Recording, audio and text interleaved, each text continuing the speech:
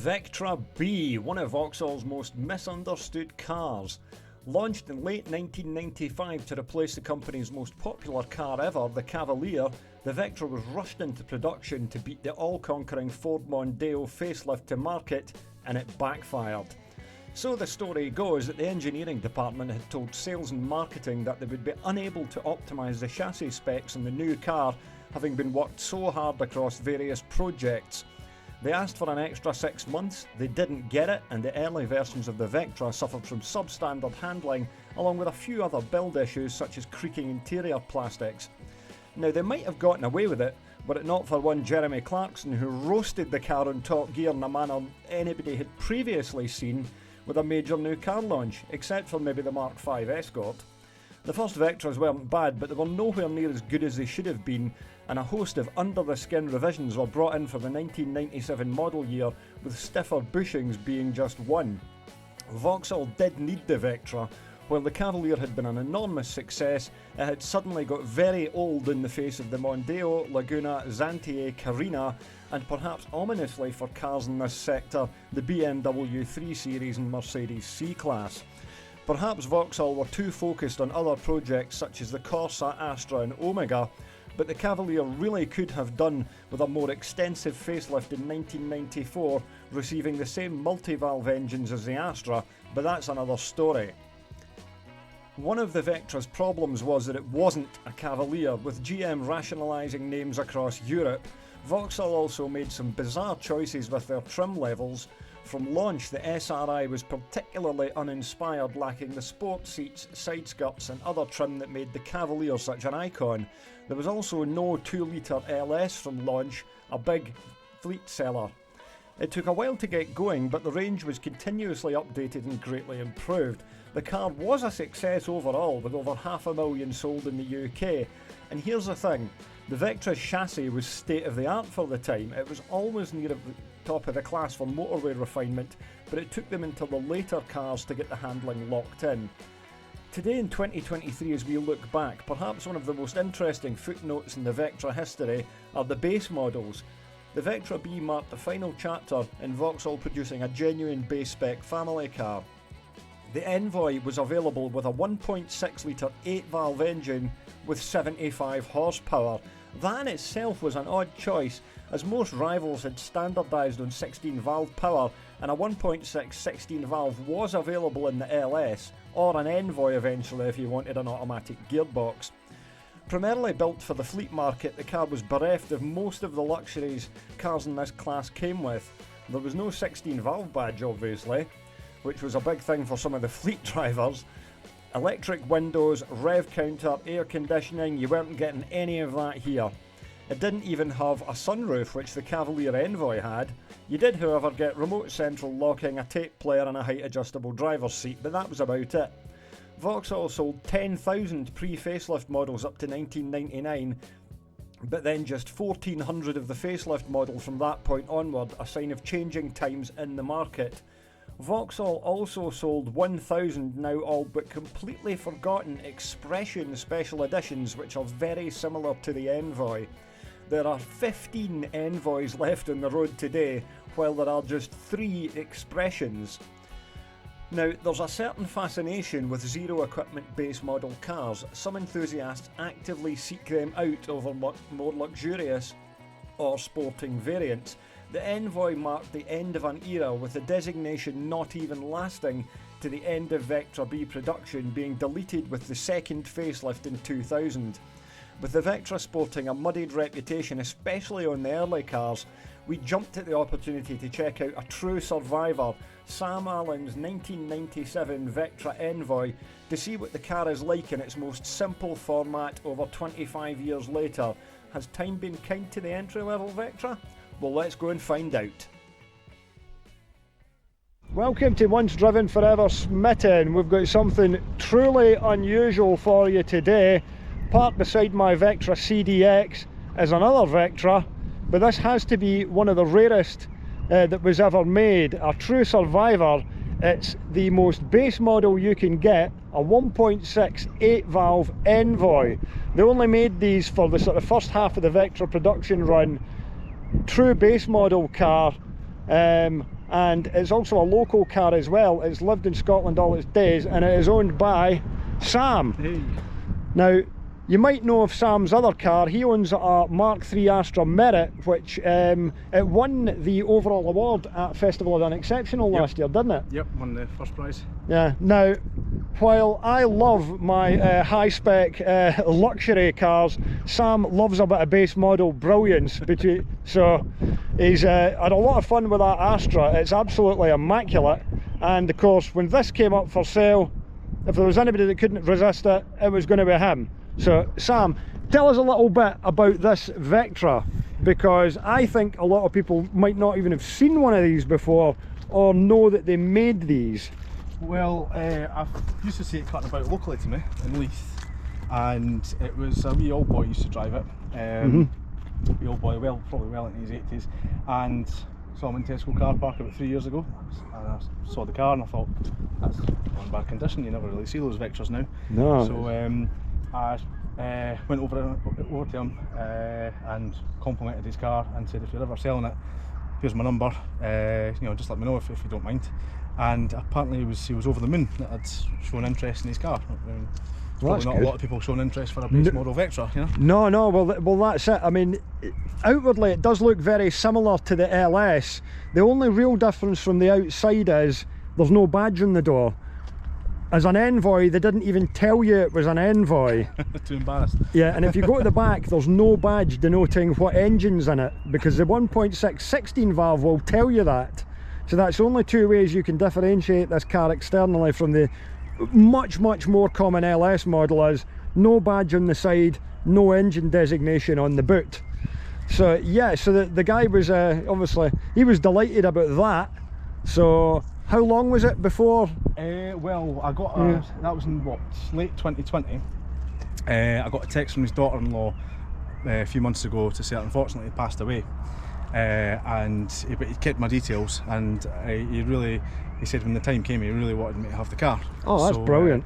So his daughter-in-law contacted me. I went and viewed the car, and yeah, bought it there and then. Right, so managed to get a hold of the car after a long wait, you know, because that's the sort of thing that we do. We leave phone numbers with people, never knowing if they're going to get back in touch and things, and then you do find much further on down the line, the little old chap unfortunately passed away, but that was really nice of him to, you know, retain the number like that. Now this car has a GB on the registration, which denotes that it is from Scotland. Yeah, I think Glasgow in the west, I think. Yeah. I think that's the area code. Now, there weren't many of these sold privately. These were primarily a fleet spec car, the 1.6 Envoys, but as far as we know, this one was sold to a private individual originally, we think. I think so, yeah. Well, the first, it was sold brand new from Watson's in Airdrie. Yeah, that's all I know. Watson of Airdrie, an old school Vauxhall dealer, one of many that are no longer there. I used to go and buy Mark II Cavalier bits out of there back in 2002, and my mate worked there. Yeah, so it came out of Watson's. So how many owners has it had? It's had, I think, 3 before me, including the old boy. The old boy had it since 2004, and he bought it from Premier Vauxhall in Calder Road in Sight Hill. Ah, yeah. Is that still there now? It's still a Vauxhall dealer, but I think it's Evans Halshaw. It's Evans Halshaw, yeah. All the independents gradually got taken over. Yeah. So he had this car for very nearly 20 years. Fair enough, aye. Yeah, mad how time moves on like that. So what mileage is on the car? It's just about to roll over 81,000. Yes, it's low mileage for the age of it, but you say he lived in Edinburgh in the city in Leith. Yeah, pretty much just the top of Easter Road. And he only ever used to drive it, you know, once or twice a week, as far as the Kirkgate, down at the bottom of Leith Walk, and then back home again. And that was pretty much it. So it's not been used hard. But you can see there. There is speed limits in Edinburgh now. There's nothing indicating what engine's in it, which means it's the 1.6 8 valve, which is kind of an oddball because everybody else had moved to 16 valve engines by now.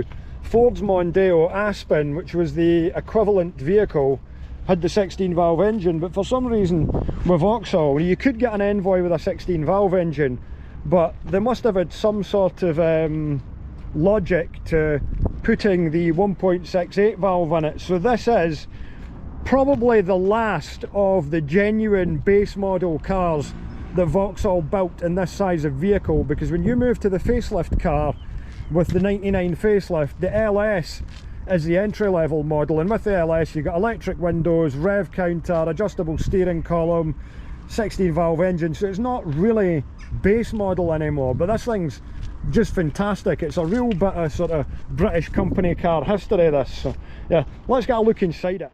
Yeah, let's open it up now. Excuse the Halfords floor mats. This car, it is exactly as the old chap had it. It's not even been valeted since then. But as you look inside the car, it has the same seat trim as the LS. Yeah, the seat trim matches the LS. The earlier Cavalier base model and Envoy did have a separate seat trim to the LS, but by the end of the Cavalier they had started matching the trim up between the Envoy and the LS. So it's pretty similar inside at first glance, but as you go in there you'll notice there's no rev counter, which is pretty unusual for a Vectra. Only the Envoy didn't have that. And if you look around the side, it doesn't have the adjustable steering column either. We've got a tape deck, which a lot of the pre-facelift Vectras did have. The later LSs started to get CD players. Obviously we've not got air conditioning. We do have a set of cup holders, which was really useful, and we've got this normal tray in the middle here. Now normally most Vectras have got a kind of storage bin there, which actually gets in the way of your elbow a bit, and the Envoy and the early LS as well didn't have that. And of course we've got manual windows, so it's a fairly simple car. You see, we've got the 4-spoke airbag steering wheel in it, which was a massive improvement over the one we had in the Cavalier. Much thicker and a nicer design on it as well. Yeah, so for a small number of guys, this would have been their first company car back in the late 90s. Now I've got personal experience of these because I used to work for Plum Centre, which is Wolseley Centres, and the sales rep standard car was a Vectra Envoy identical to this, or a Mondeo Aspen 1.6, but of course the Mondeo was the 16 valve, not the 8 valve.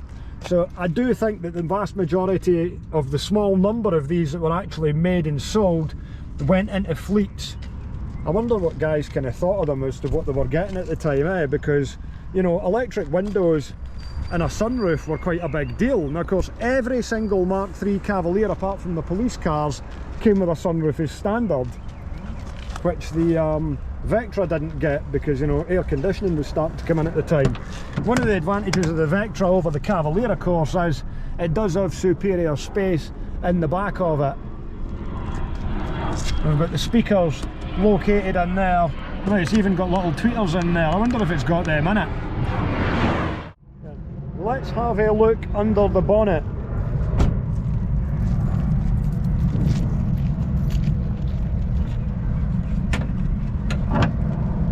Now under here is the only instance of an 8-valve petrol engine in the Vectra B. It's the 1.6 single point injection small block engine known as the Family One, making 75 horsepower. Now the much more common variant of 1.6 you would find in the Vectra would be the 1.6 16 valve. Like I said, the only model you got this engine on was the early Envoy, and it is just, you know, look at that, it's just a masterclass in simplicity. How easy is this engine to work on? Look at the space that you've got to access everything in there. Of course, timing belt would probably take you under an hour to go and do. Change the alternator in about 10 minutes.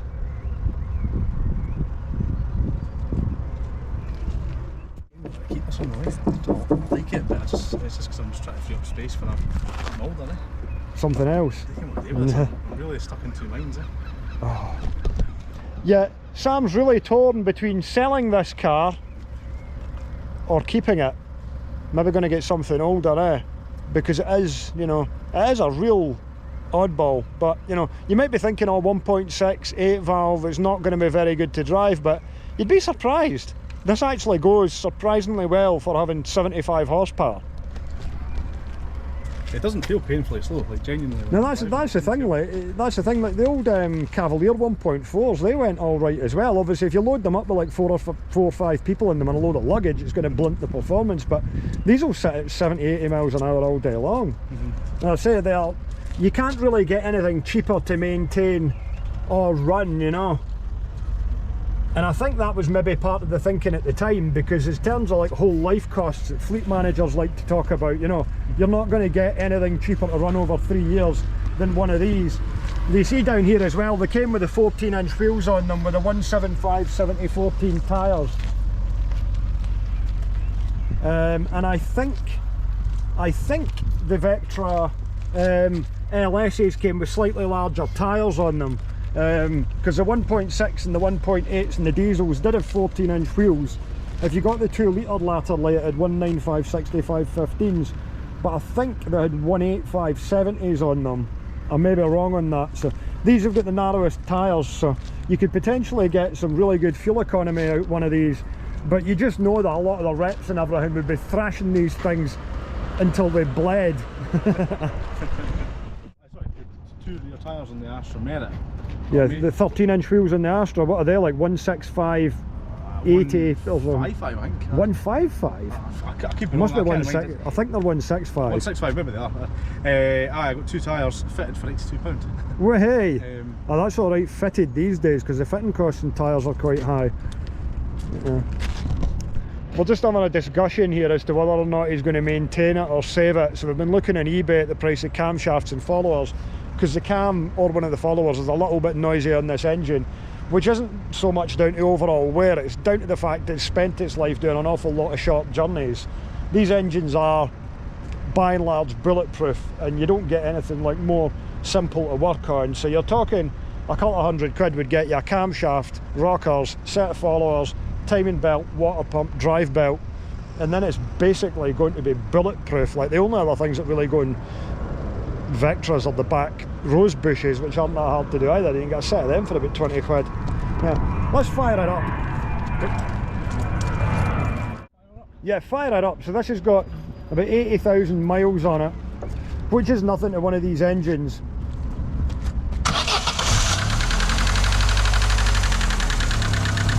Yeah, it's just got a little bit of...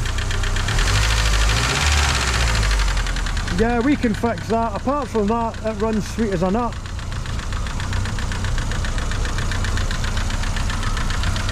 Oh. Shall we go take it for a drive? Let's do that. Let's do it. Right, let's go. We're just having a short break due to a torrential downpour. What's your history with cars then? My history with cars?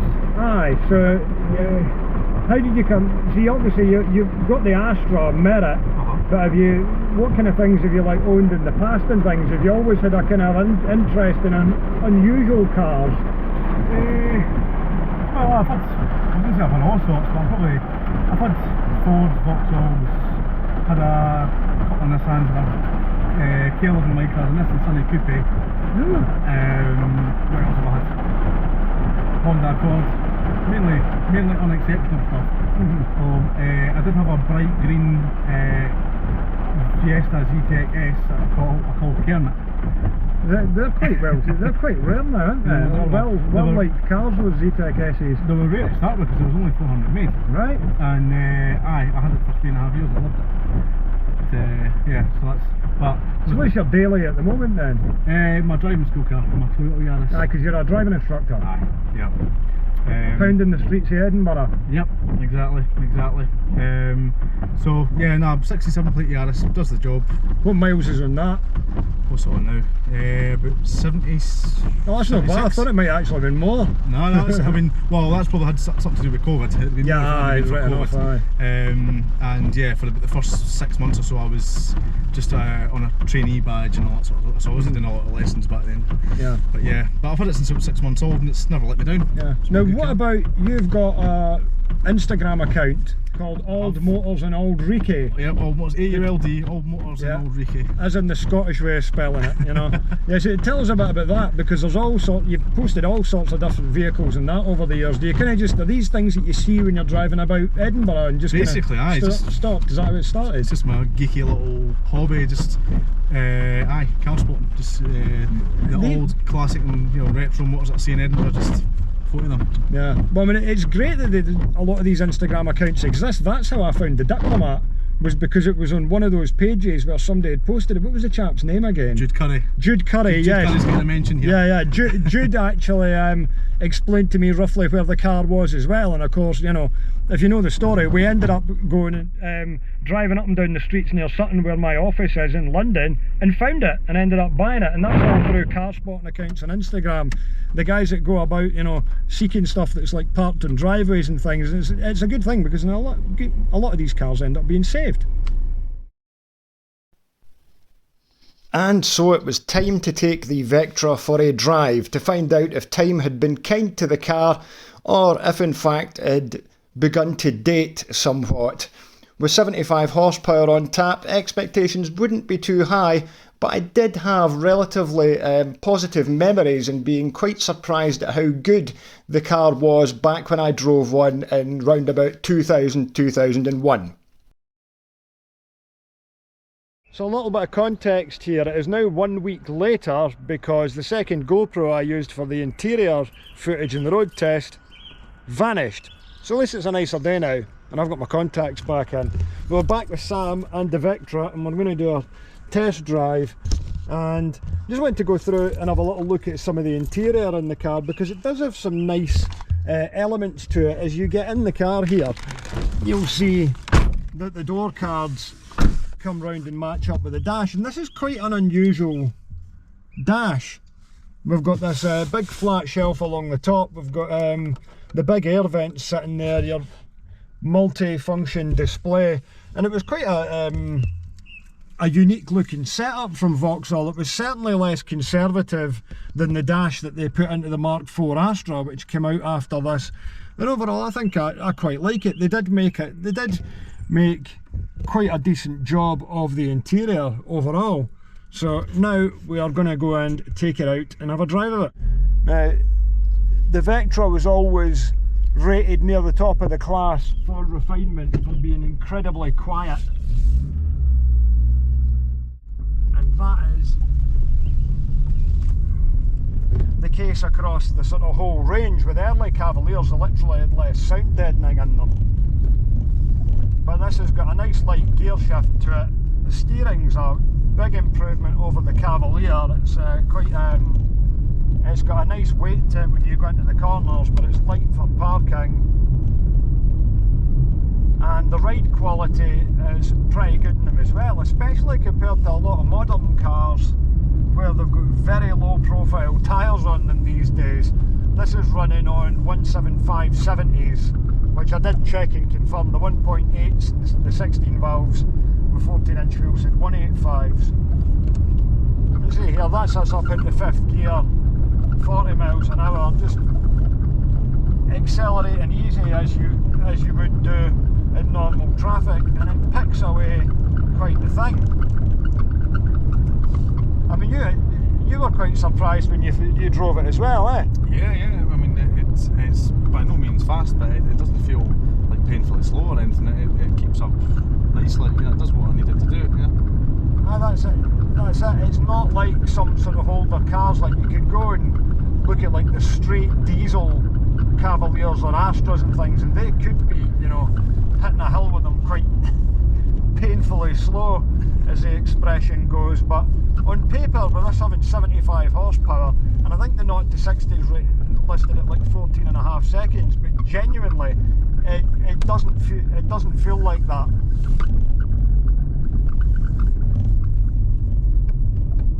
It doesn't feel like a chore to drive. Nah, not at all. And one of the things I remember them noting with the Vectra in the road tests was, like, some guys would like go and like try and restart it when it was parked still, when the engine was still running, because there was just such a low level of cabin noise on it. because Vauxhall did a fantastic job with the refinement of the car. Was interesting to notice every Vectra had gas pressure shock absorbers on it to begin with as well, whereas the Cavaliers and the earlier Mark III Astras, a lot of them had oil shock absorbers on them. What you found with the Vectra and the very early ones though was that the suspension settings weren't quite right, and they did a whole lot of under the skin stuff on the P registration. So the 1997 on cars, even though they looked identical, seemed to have a stiffer set of bushings in them, and possibly alterations to the spring rates as well, because the car was a bit soft. But then again, that comes back to the fact that, you know, the engineering department, you know, they were not finished with the car and they had to rush it into production. Just going to nip across here.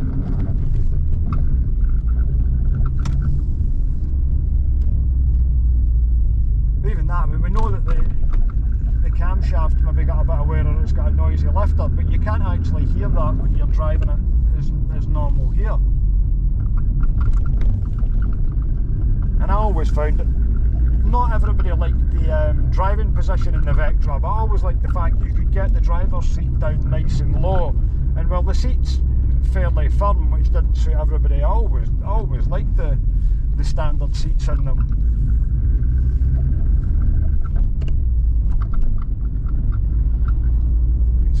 Slightly squeaky, rattly exhaust. Excuse the squeak, yeah, that's alright. Yeah, we've got an exhaust rubber missing off there, I think, which, I mean, that's just like an easy fix. It wouldn't take much to get this car right up to speed again, so it was ready to do another 80,000 miles.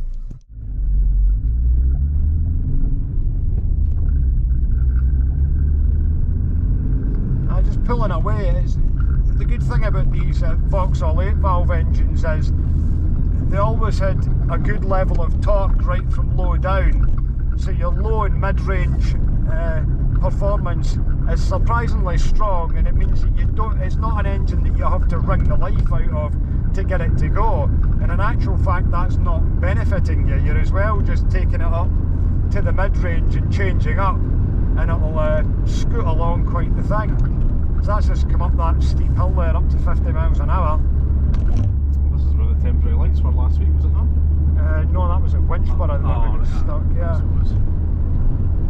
And that's just me like lighting the throttle there, and it's up past 60. We'll get it up to... Yeah, that's it, sitting at 70 miles an hour, and it's, you know, it's not strained at all. It's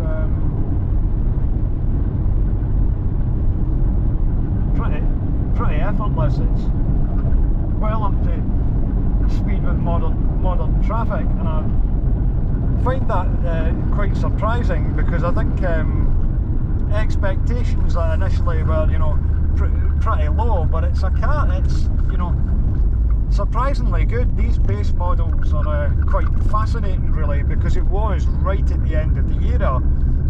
The Envoy actually lasted until the X registration through the facelift, and they sold 10,000 of these 1.6s in total, plus another 1,000 of the Expressions, of which apparently there are only 3 left. Three registered on the road, yeah. The Expression being an absolutely identical special edition to the Envoy, and what I think happened was, I think it was just a slow seller, and they went and put some Expression stickers on it to make it more attractive to retail. You could have got some really good deals on one of these at the time. This is, we pull up there, there's like no noise off it at all. I wonder how much one of these would have been brand new. I think they were about 12 and a half, 13 grand, I think. I'll find out, I'll put it up on the screen there anyway, because I've got the old Parker's guides with all the prices in them there.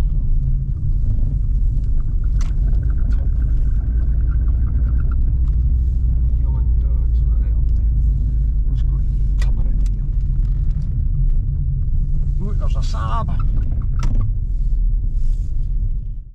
That's it, we could be 2 sales reps off to go and visit a customer in 1998. chasing after those sales targets so we can get ourselves into, you know, a 2-litre Vectra. Must have a suit hanging up in the back. Oh, absolutely, yeah. Yeah, Pete did that with my Cavalier when he had a loan of it. He went and hung a suit jacket up in the back.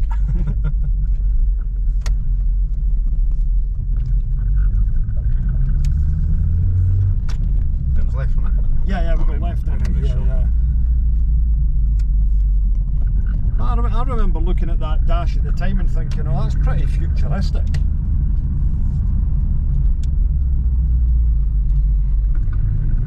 It's got a nice layout to it. It's the driving position and the position of the gear stick are actually almost identical to the Cavalier in a lot of ways. And I know that the Cavalier was, you know, it was old, but it was also like quite iconic, both the generations of it.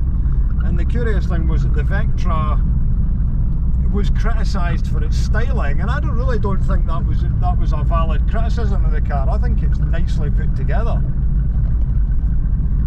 With the wraparound wing mirrors, in terms of like the elements to the dashboard, and the way that the scoped bonnet lines, you know, with the Cavalier being that popular, it made sense for them to do an evolution rather than, you know, a revolution, especially with, you know, Vauxhall buyers perhaps being slightly conservative.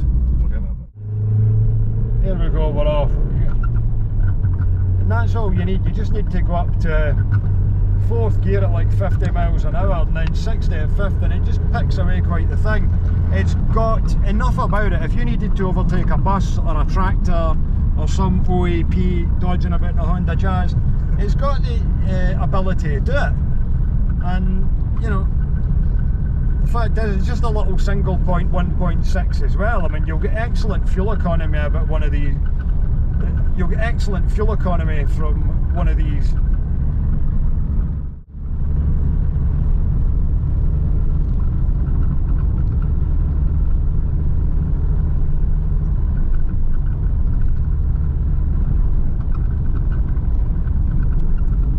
Yeah, it's curious with the unique door mirrors on the Vectra that Vauxhall never rolled that out onto any other cars, because it looked like it was potentially going to be, you know, a design element that was kind of exclusive there, but maybe they didn't get good feedback from it. The early cars like this have got smaller mirrors. If you look at the ones on my O2 plate Vectra, you'll note that the mirrors are a little bit bigger.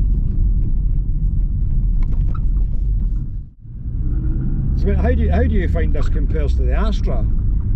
I don't know, I mean, my Astra's always my baby, but no, I do. I'm really I think I'm growing a bit attached to this, to be honest with you. I mean,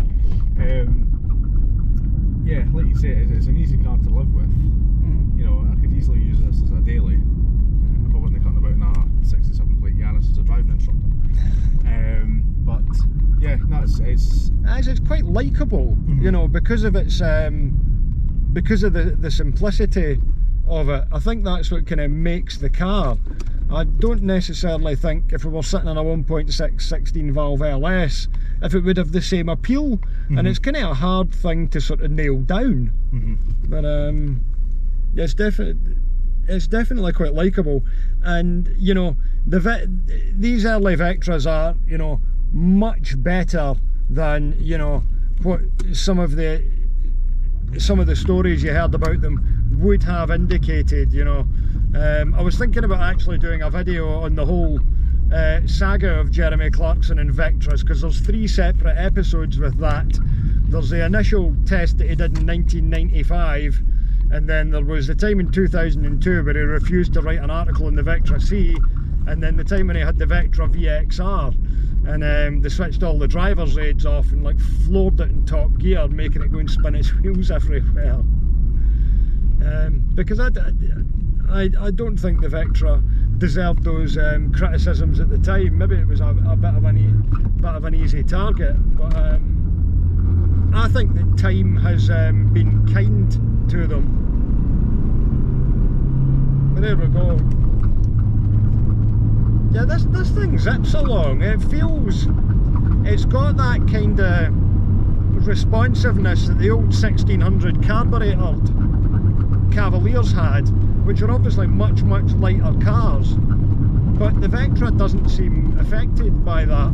I would be curious to see what horsepower output this would make on a rolling road.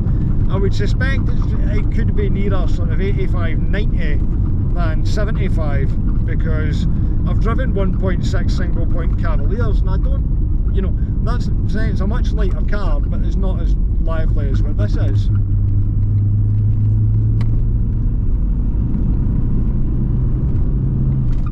Right, so I hope you've enjoyed that video looking at one of the rarest, most unusual Vauxhalls of the modern era, the Vectra Envoy 1.68 valve. It's a car I'm really impressed with.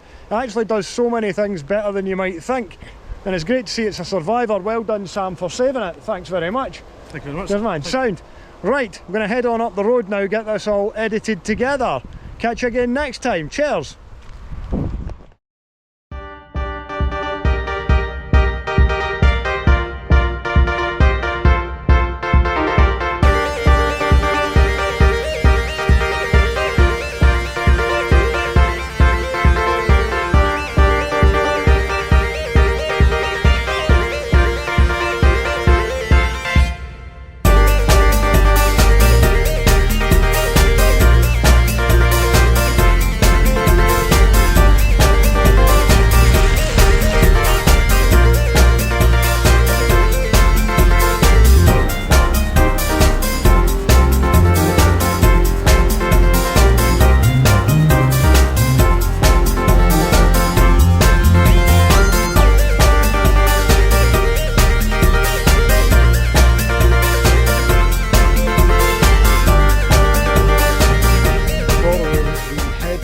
Out the GSI because it's getting a brand new set, and these ones are going in Le Cave.